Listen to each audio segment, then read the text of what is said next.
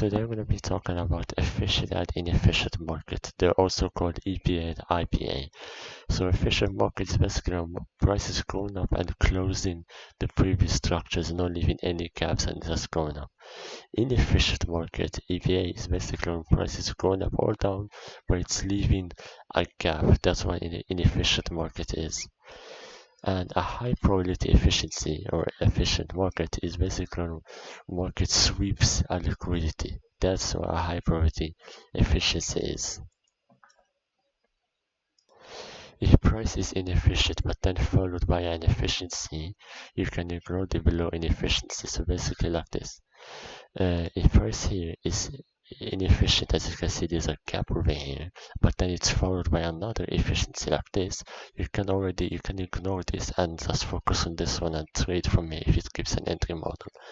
But as it says over here, unless it's a high probability efficiency, so basically like this, if the previous inefficiency structure sweeps this liquidity, you can't ignore this one like this one, because this one is a low to medium probability one, this is a high probability one, so you can't ignore it. You're gonna have to market's gonna take some sort of objective upwards for it to go below to take the high probability inefficiency. So this one you can't ignore. If it gives you an efficient market here, it's still low probability to sell here if it gives an entry model.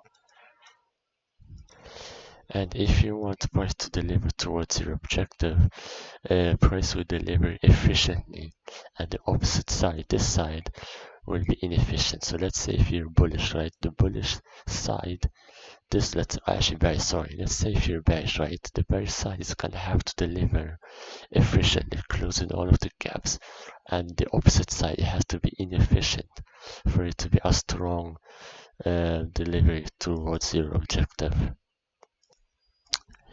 Next up, if one of these time frames, daily, 4 hour, and 1 hour, is efficient or inefficient, then all of them are, right?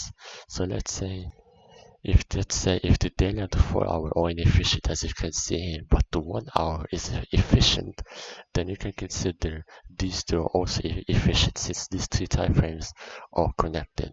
Or let's say the 1 hour isn't inefficient, but the daily is efficient, then you can consider these are efficient and trade from here without waiting for it to take the inefficiency. And this only works with these three time frames, like I said, the daily and the 4 hours, since they're connected. You can't say if the 15-minute is efficient, then to expect this as well to be efficient. No, in the 15-minute is separate from these two, so it only works for these three time frames.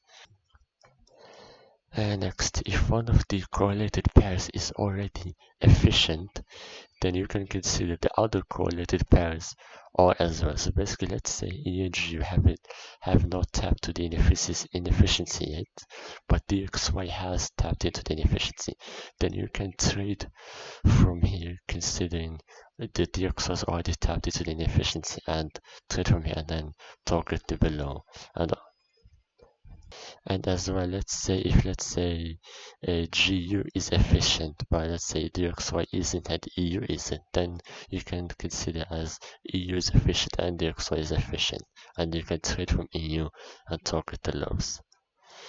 Next, if price is inefficient internally, you don't have to wait for price to come back to it. However, if the internal efficiency is high probability one, you have to wait for it to get tapped. So basically, let's say if the price is inefficient internally, like here, because you can see it within these two structures, then you can trade from wherever from here without waiting for it to tap the inefficiency, since it's a medium to low probability one, so you don't have to wait for it. But if it's a internal one, but it swept the previous liquidity, so it makes it high probability, then even if it's internal, you still have to wait for price to come back to this and trade from here, unlike this one where you can just trade anywhere, since this one isn't a high probability one. I'm gonna show you some quick examples about the stuff that we've went through. So basically, here's one of them, where if the other correlated pair already took the efficiency, the other pair doesn't have to. As you can see here on EU, on 4th of August, the efficiency was created, and it took it on August 11. If you go on GU, as you can see, 4th of August, and 11th of August is over here. See how we didn't have to take it because EU, which is it correlates, we already took it. And I will show you a high probability efficiency how it looks like. Basically like this. It induces the previous external greedy, or the previous structure, whatever. It induces it, goes up, big structure. It took some sort of cell greedy, and now it has a reason to go back to the inefficiency over here, and then close it, and then as you can see, it went higher from here.